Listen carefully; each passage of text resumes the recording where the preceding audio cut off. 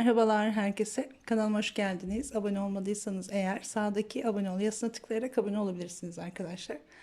Bugün sizlere bu görmüş olduğunuz modelin anlatımını yapacağım. Şöyle bir şablondan yardım aldım tabii ki. Bu şekilde gayet hoş bir örnek oldu. Umarım beğenirsiniz. Şimdi yapımına geçelim. Bir tane beyaz yaptım. Bir tane şöyle turuncu renkle yapacağım. Şimdi size anlatırken turuncuyu kullanıyorum. Ortadan başlıyoruz yine. Sihirli halka yaparak başlayacağız. Şöyle parmağıma doluyorum. 5 numara 1.50 milimetrelik bir tığ kullanacağım. Parmağıma doladım ipimi. Tığımı geçirdim ve 1, 2, 3 tane zincir çekiyorum. Tığı bir kez dolayıp bu halkamızın parmağımızdaki ipin içine batıyoruz. 1, 2 çekip bırakıyoruz. Üçüncüyü çekmiyoruz. Tekrar doladım. Bu arada parmağınızı tabi çıkartabilirsiniz. İlk trabzanda da zincirde de çıkartabilirsiniz. Şöyle 3 tane trabzan yaptık. Şimdi hepsini birlikte çekerek kapatıyoruz. 1, 2, 3, 4, 5, 6, 7 tane zincir çekiyorum. Şu ipi biraz daha çekelim. Ortayı küçültelim. 7 zincir çektim. Tekrar tığ doladım. Boşluğun içine yine batıyoruz. 1, 2 çektik, bıraktık. Tekrar doladım. 1, 2 çektim, bıraktım. 3 tane bu şekilde trabzan yapıyorum. Ve tığdaki tüm ilmekleri birlikte toplayarak kapatıyorum. 1, 2, 3, 4, 5, 6, 7 zincir. Aynı şekilde doladım. 1, 2 çektim, bıraktım. 2 çektim, bıraktım. 3 tane olunca hepsini birlikte kapattım. 1, 2, 3, 4, 5, 6, 7 zincir. Bir tane daha yapıyorum şimdi. 1, 2, 3 ve kapatıyoruz. 1, 2, 3, 4, 5, 6, 7 zincir. Şimdi buradaki ipimizi tamamen çekiyorum. Ve ilk yaptığımız üçlünün tepe noktasına batarak bu şekilde birleştiriyoruz. Şimdi buradan 9 tane zincir çekiyoruz. 9 tane zincir çekelim. 1, 2, 3, 4, 5, 6, 7, 8, 9. 9 zincir çekiyorum. Nasıl diyeyim? Şurada 3 zincir kalacak şekilde 1, 2, 3. Üçüncüye batalım. Şu şekilde bir pipirik yapıyorum. Sonra 1, 2, 3, 4, 5, 6, 7, 8, 9 zincir. Tekrar 9 zincir çekiyorum. Buradan yine 1, 2, 3, 4. Dördüncüye batıyorum. Tığdaki ilmekten geçirdim. 1, 2, 3 tane zincir çekiyorum. Şöyle zincirin üzerine 2 tane pipirik yaptık. Bir sonraki boşluğun içine giriyoruz ama yanlış anlatıyorum.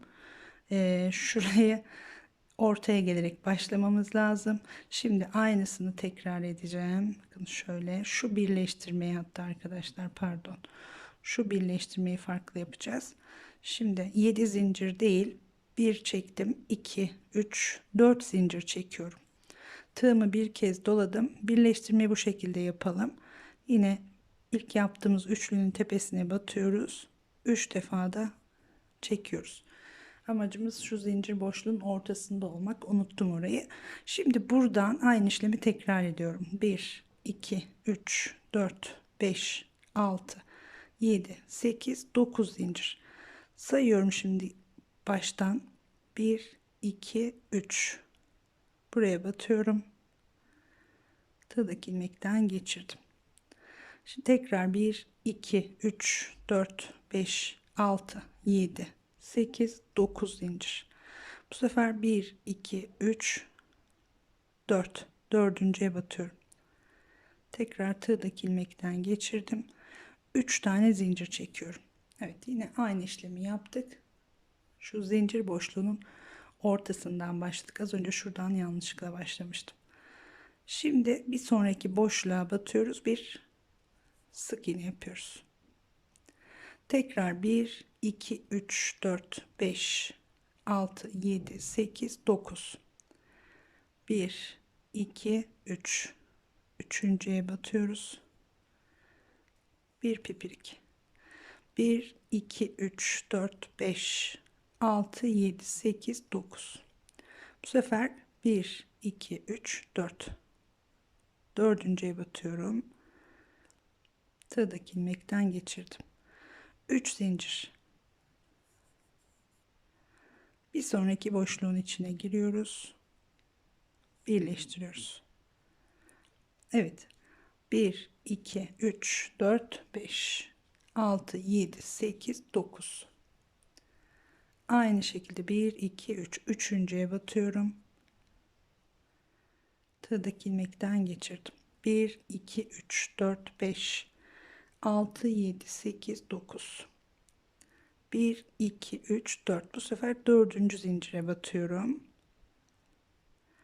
ve tekrar 3 tane zincir çekip bir sonraki boşluğun içine birleştiriyorum. Evet, diğerini de yapalım. Şimdi sonuncuyu yapıyoruz. Birleştirme noktasına geldik. Şurası birleştirme noktamız. 1 2 3 4 5 6 7 8 9. 1 2 3 üçüncüye battık. Pipiri yaptık. 1 2 3 4 5 6 7 8 9. Bu sefer 1 2 3 4 dördüncüye batıyoruz. Kapatıyoruz. 3 tane yine zincir çekip şimdi şurada trabzanla ipin ortasında kalmıştık. Başlangıç noktamız burası. Buraya batıyorum ve birleştiriyorum. Evet. Şimdi üzerine devam ediyoruz. Buradan ipimizi taşıyacağız ilk pipiriğin içine kadar. Sıradaki şu önümüzdeki pipiriğin içine kadar zincirin üzerinden şu şekilde burayı gerdirmeden, çok da bol bırakmadan, ip taşıma tekniği dediğimiz teknikle 3 zincir var. 3 zincirin üzerinden geçtim. Şimdi pipiriğin içine giriyorum. İlmeği alıp tığdaki ilmekten çıkartıyorum. Bir zincir. Bir kez daha yapıyorum. Tam bu pipiriğin ortasına gelmek için. Şöyle geldim. Ve 1 2 3 4 5 6 7 zincir çekiyorum. Hemen bir sonraki pipiriğin içine giriyorum. Bir sık iğne. 1 2 3 4 5 6 7. Diğerinin içine giriyorum. Bir sık iğne. Bir sıra bu şekilde dolanıyoruz. 2 3 4 5 6 7. 1 2 3 4 5 6 7.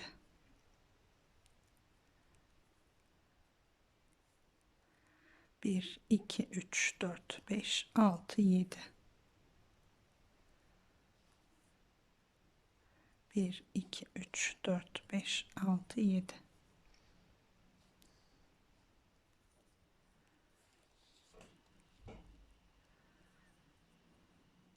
1 2 3 4 5 6 7. Evet, yine birleştirme noktasına geldik. 1 2 3 4 5 6 7. Şimdi şuraya kadar ipi taşıyıp zincir çekmiştik. Tam bu taşıdığımız noktaya, yani zincirin dibine batıyorum. Buradan birleştiriyorum. Şimdi birleştirdiğimiz yerden, burası artık başlangıç noktamız olacak. 1 2 3 4 tane zincir çekiyoruz. Tığımızı bir kez dolayıp boşluğun içine batarak 3 tane trabzan yapıyoruz. 1 2. Evet, şu başlangıçlarda ördüğüm modeli niye karıştırıyorum bilmiyorum. Şu birleştirmeden sonra arkadaşlar şöyle yapıyoruz. Birleştirdikten sonra sıradaki boşluğun içine ipimizi taşıyalım şöyle. Şimdi 1 2 3 4 tane çekelim. Tam birleştirmez çekmeyelim 4 zinciri.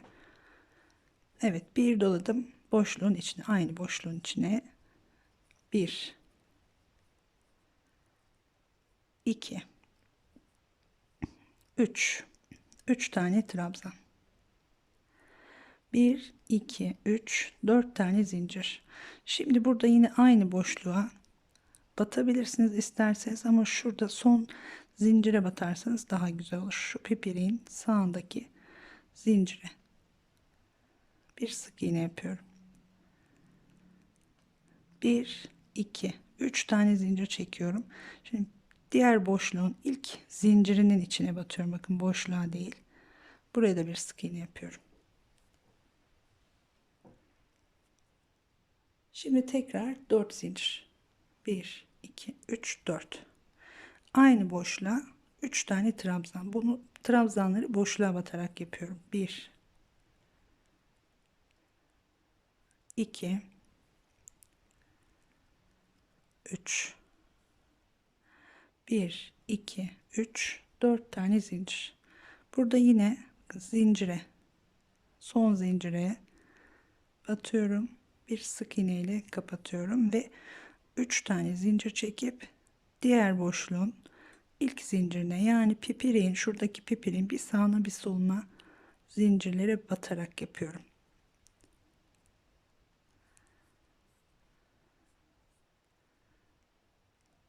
Şimdi tekrar 4 tane zincir çekiyorum. 1 2 3 4. Boşluğun içine, aynı boşluktayız. 1 2 3 tane trabzan. 1 2 3 4 zincir. Yine ilk diyorum, son, buradaki bu boşluğun son zincirine batıyorum, bir sık iğne. 3 tane zincir, bir sonraki boşluğun ilk zincirine batıyorum, bir sık iğne. 1 2 3 4. Şimdi yine boşluğa 3 tane trabzan. Bu sırayı da bu şekilde dolanıyoruz arkadaşlar. Boşluklara 3 tane trabzan yapıyoruz. 4 zincire battık. 3 zincirle diğer taraftaki zincire batıyoruz. Sonra tekrar 4 zincir, yine 3 trabzan şeklinde başlangıç noktasına kadar gelelim. Evet, bu sıranın sonuna geldim arkadaşlar. Şimdi son 3 tane trabzanı yaptıktan sonra yine burada zincirin içine batıyorum. Son zincirin, pardon, bir sık iğne yapıyoruz ve 3 tane zincir çekiyoruz. Şimdi şu zinciri çıktığımız yer, ilk yer, bunun dibine batarak şu şekilde birleştiriyoruz.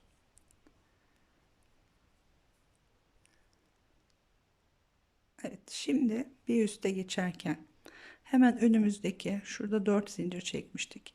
Bu 4 zincirin içine ipimi taşıyorum. Şöyle bir tane zincir, bir tane daha aynı işlemi yapıyorum. 2 defa da şöyle zincirin ortasına geldim. Şimdi 1 2 3 4 5 tane zincir çekiyorum.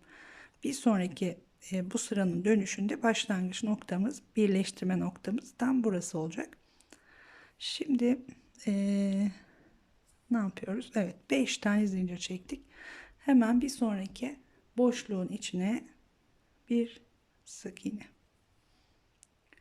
1 2 3 4 zincir çekiyorum.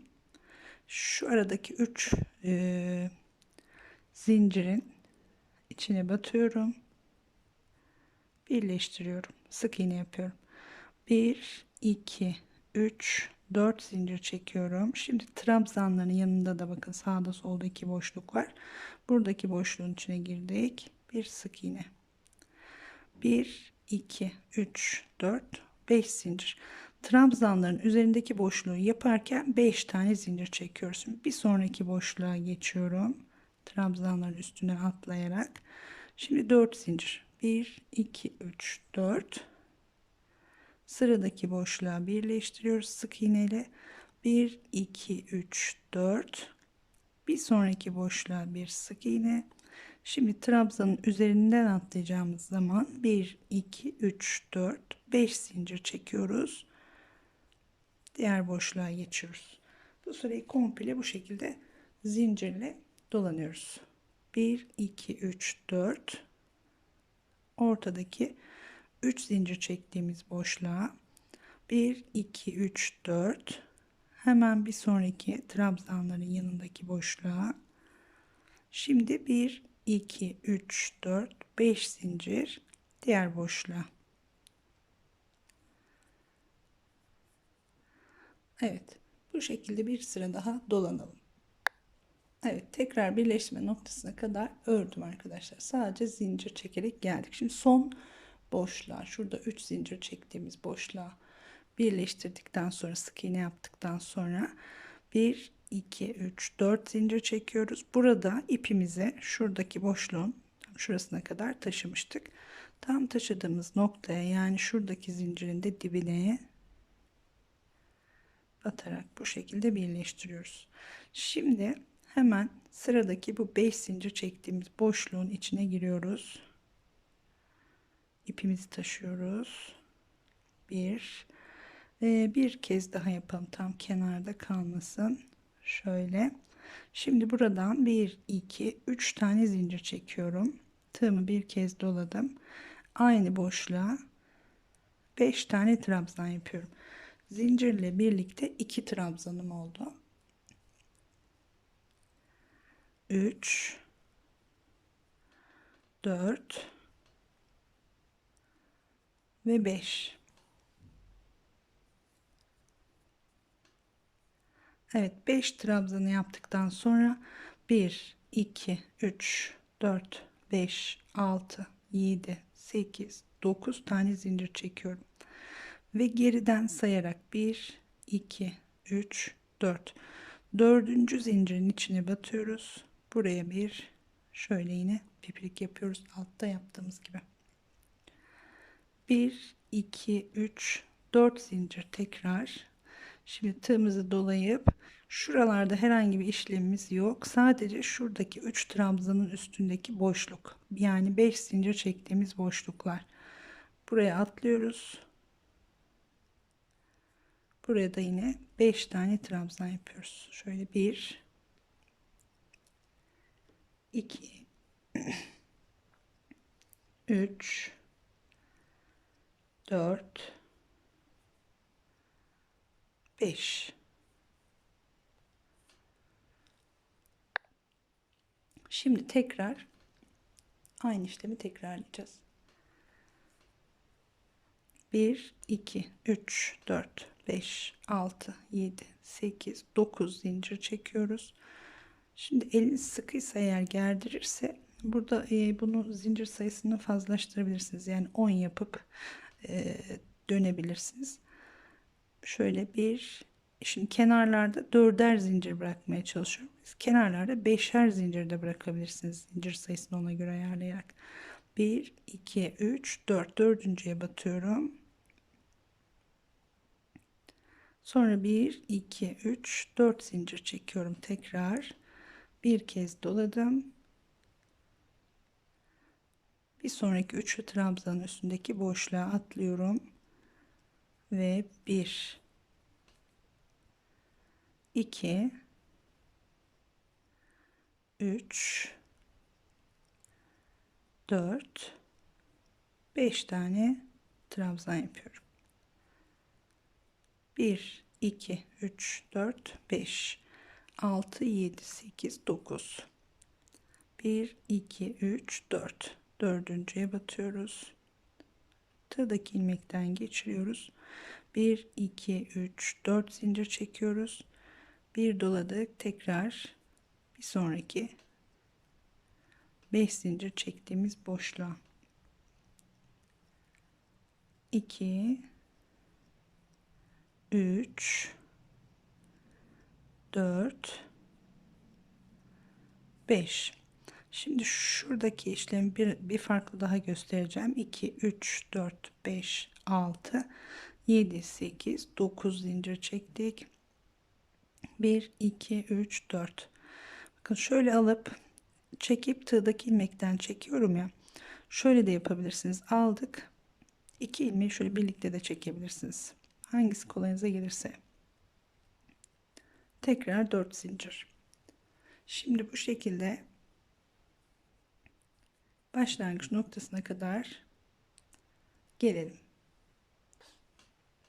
Evet, bu sırayı da tamamladım arkadaşlar. Daha doğrusu tamamlamadım. Şu birleştirmeyi farklı birleştireceğim.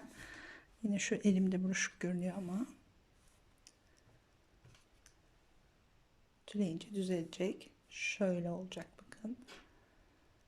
Şimdi şu sırayı tamamladık ve şuradaki zincir sırasına geçeceğiz. Evet.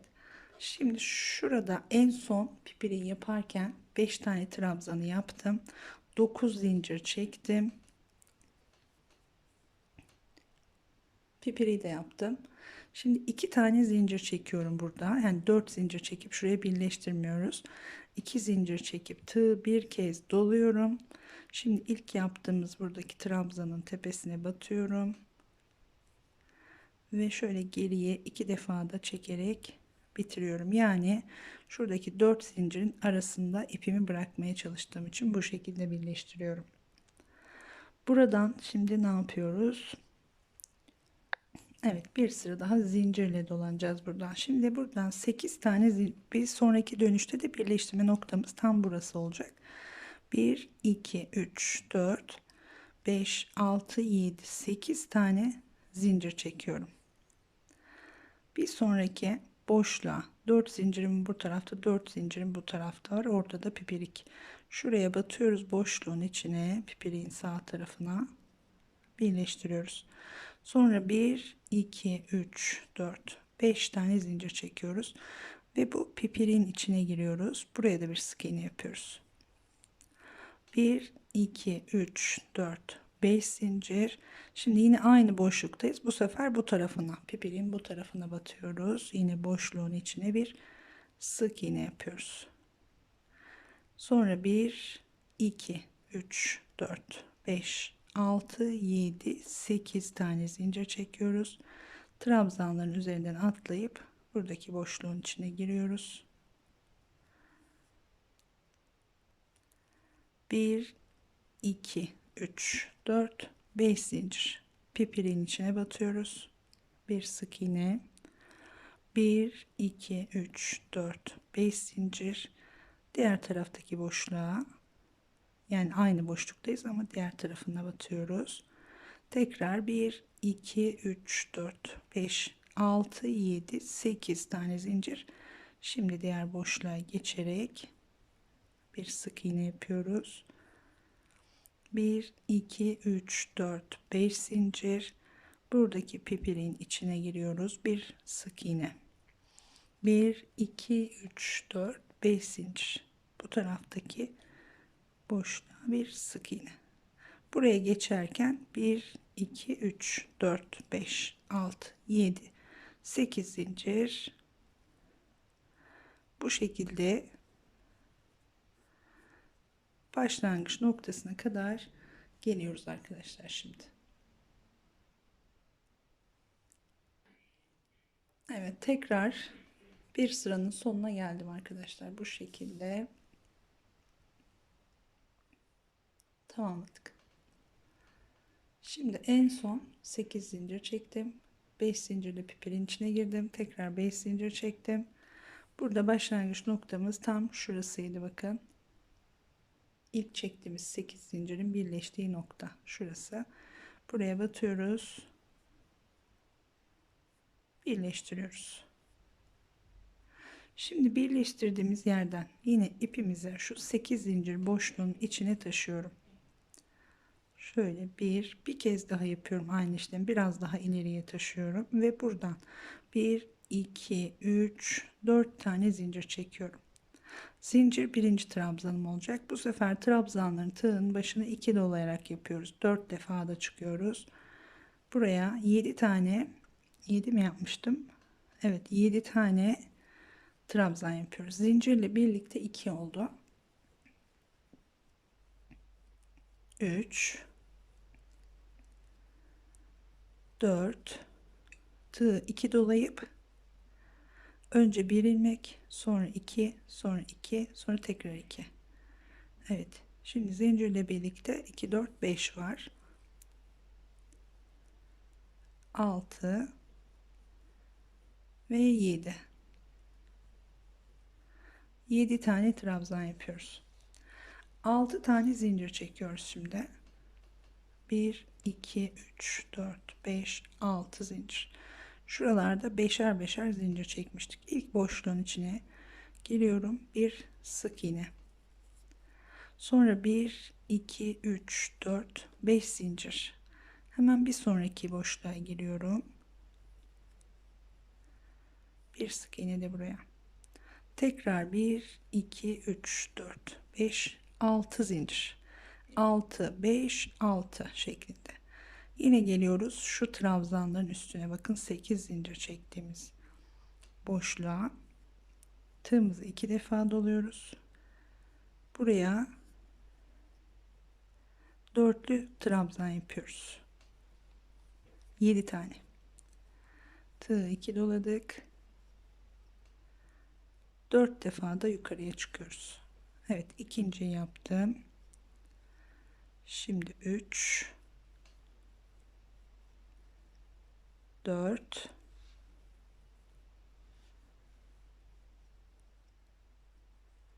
5 6 ve 7. Evet. Şimdi tekrar 6 zincir. 1 2 3 4 5 6. Sıradaki her boşluk diyelim. Hemen ilk boşluğa bir sık iğne. Sonra 1 2 3 4 5 tane zincir. 1 2 3 4 5. Evet, 5 zincir. Diğer boşluğa batıyoruz şimdi. Bir sık iğne yapıyoruz. Sonra tekrar 1 2 3 4 5 6 zincir. Geliyoruz. Tığ 2 dolayarak 8 zincir çektiğimiz boşluğa yine 7 tane trabzan yapıyoruz. Tığ 2 dolayıp 4 defa da çıkıyoruz. Uzun uzun trabzan yapıyoruz burada.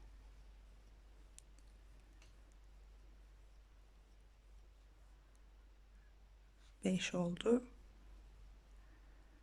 6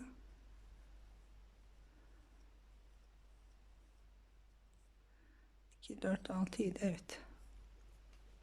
Şöyle göstereyim, bakın açarak biraz. 7 tane trabzanımız var. Diğer tarafa geçerken 6 zincir, boşluğa bir sık iğne. 5 zincir, bir sık iğne, tekrar 6 zincir, 7 tane trabzan. Bu şekilde yine başlangıç noktasına kadar gelelim arkadaşlar. Evet, bir sıranın daha sonuna geldim arkadaşlar. Şöyle. Şimdi 6 tane yine en sonda 6 zincir çekiyoruz ve burada yaptığımız ilk trabzan, daha doğrusu zincirin 4 zincirle çekmiştik. Tam zincirin tepesine batarak 6 zincirimizi birleştiriyoruz. Evet, buradan yine 4 tane zincirle yukarı çıkıyoruz. 1 2 3 4 zincir, 2 doladık. Buradaki 7 trabzanın üzerine 7 tane yine aynı şekilde dörtlü trabzan yapıyoruz. 4 defa da çıkarak. Şimdi zincirle birlikte 2 oldu. Her yuvaya bir kez batarak Devam ediyorum. 3 4 5 6 7. Evet, şimdi burada arkadaşlar şöyle bir işlem yapıyoruz. 7 tane trabzanımızı yaptık. 1 2 3 4 tane zincir çekiyoruz. Modelimizin tersini çeviriyoruz.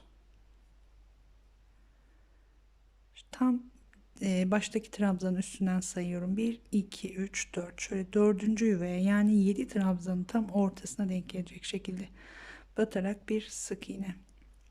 Tekrar 1 2 3 4, tersindeyim şu anda hala. Son trabzanın üzerine batıyorum şimdi. Bir sık iğne. Buradan tekrar 1 2 3 4 zincir. Şimdi tekrar dönüyoruz. Ön yüzüne dönüyoruz. Hemen ilk boşluğun içine batıyoruz. Bir sık iğne. Şimdi 1 2 3 4 5 zincir çekiyoruz. Bir sonraki boşluğa batıyoruz. Bu şekilde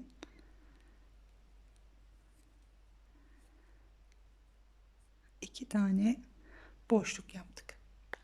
Tekrar 4 tane daha zincir çekiyoruz.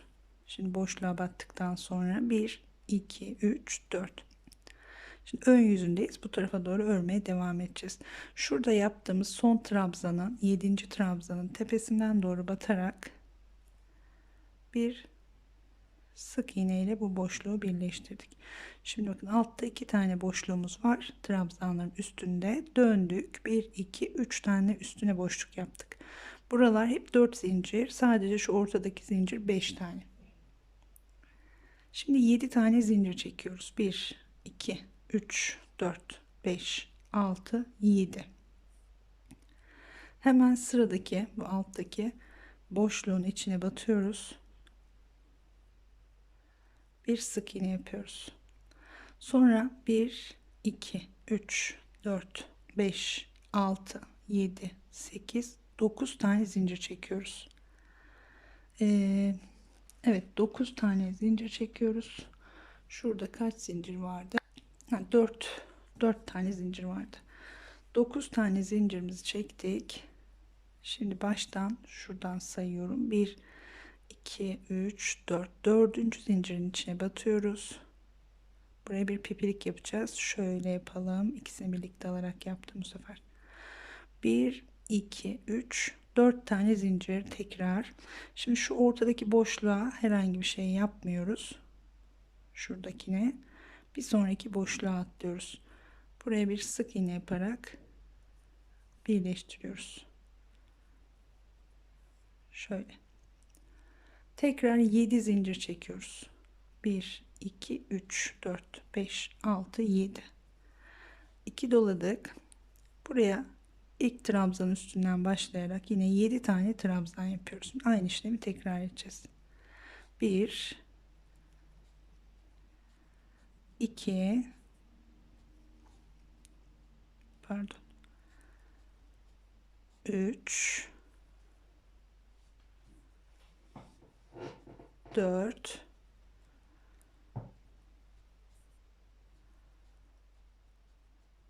5. Tığ her defasında 2 dolamayı unutmayalım. 2 dolayıp 4'te çıkıyoruz. Ve 7.'yi yapıyorum. Şimdi şurada yaptığımız işlemin aynısını tekrar edeceğiz. 4 tane zincir çekiyoruz. 3 4 dönüyoruz. Tersini çeviriyoruz.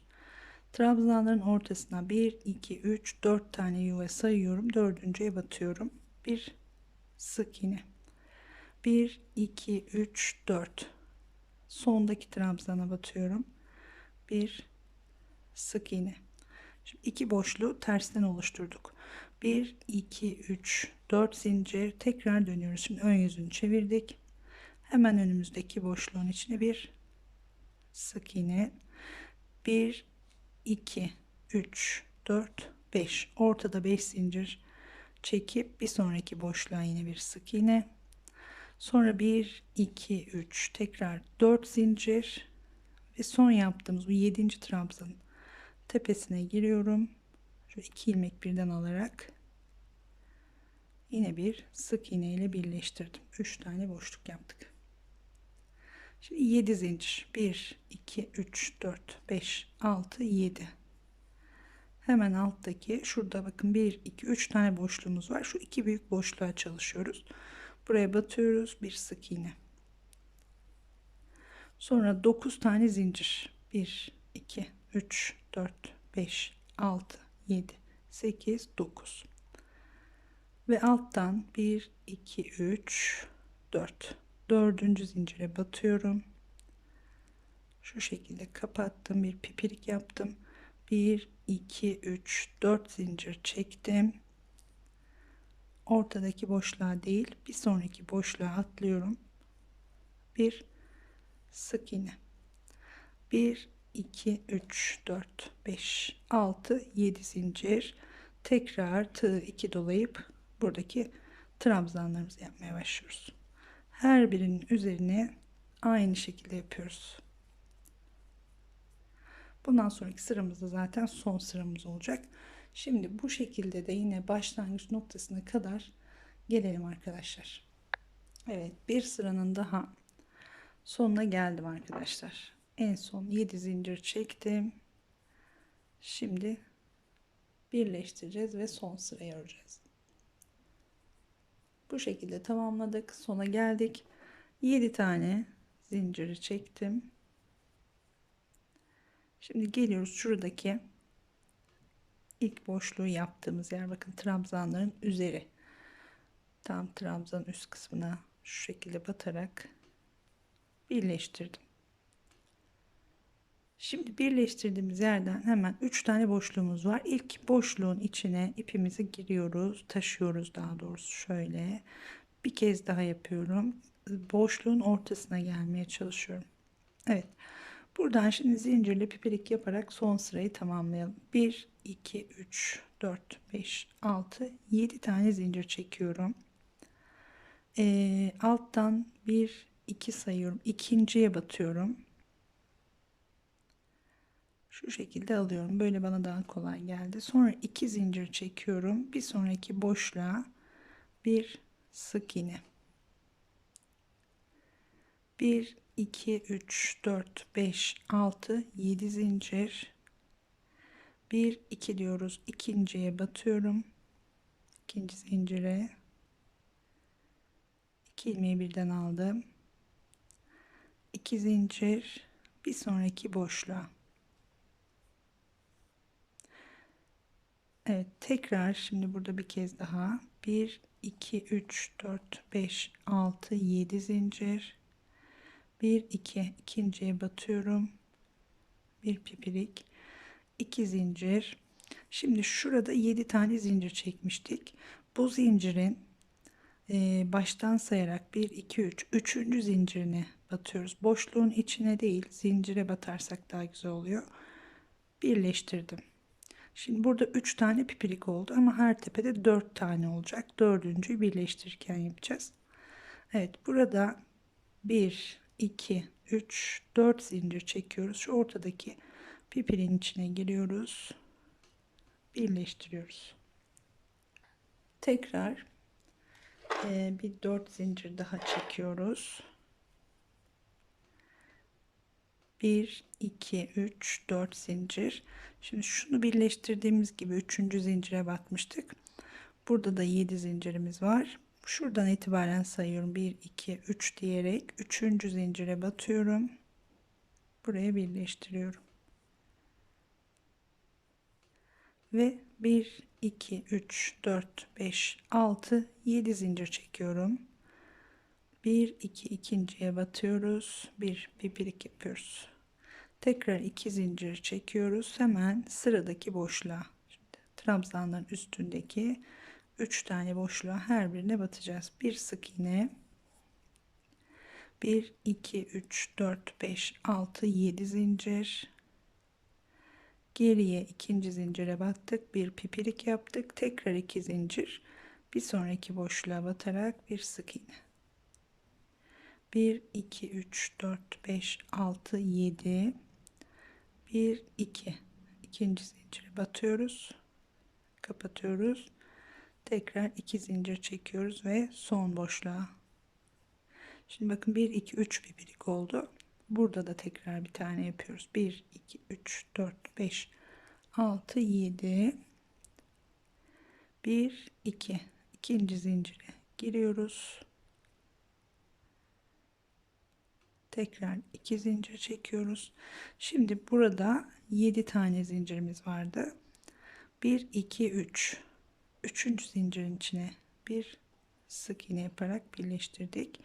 1 2 3 4 zincir, pipirin içine giriyoruz, bir sık iğne yapıyoruz. 1 2 3 4 zincir, buradaki 7 zincirde de buradan sayıyorum, 1 2 3 diyoruz, üçüncü zincire batıyoruz ve bir sık iğne. Evet, bu şekilde son sırayı tamamlıyoruz. 1 2 3 4 5 6 7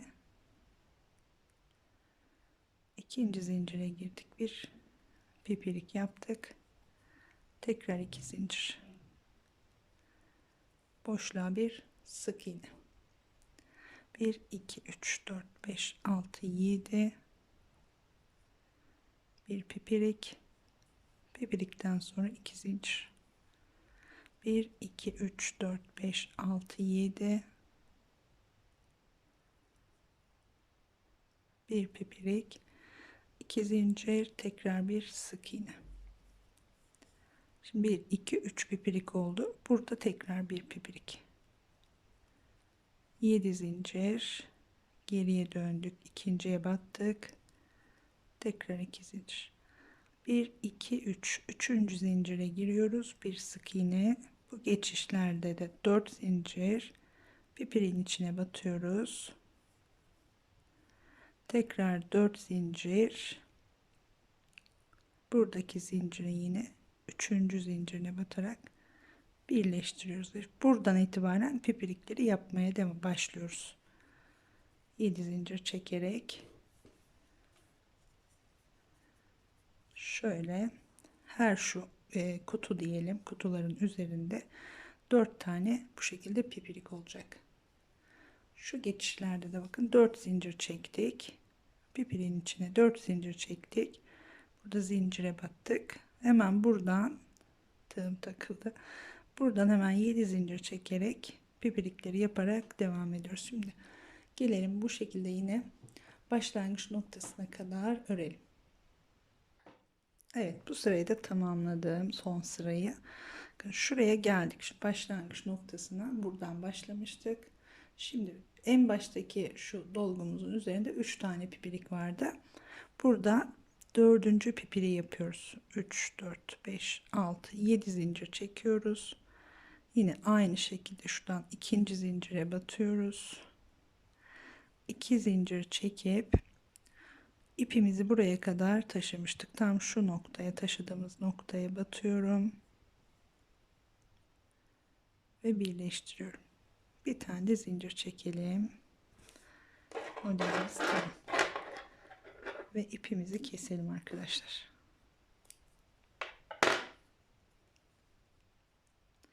Evet, bu kestiğimiz ipleri arkadan şöyle geriye doğru çekerek saklayacağız.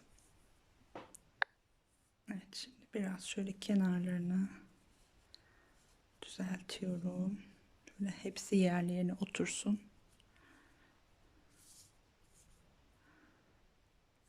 Bu şekilde. Evet, bu şekilde modelimiz hazır arkadaşlar. Şu ipi gizlemedim. Daha sonra yapacağım. Şimdi videoyu uzatmayayım. Bir tanesi beyaz, bir tanesi turuncu.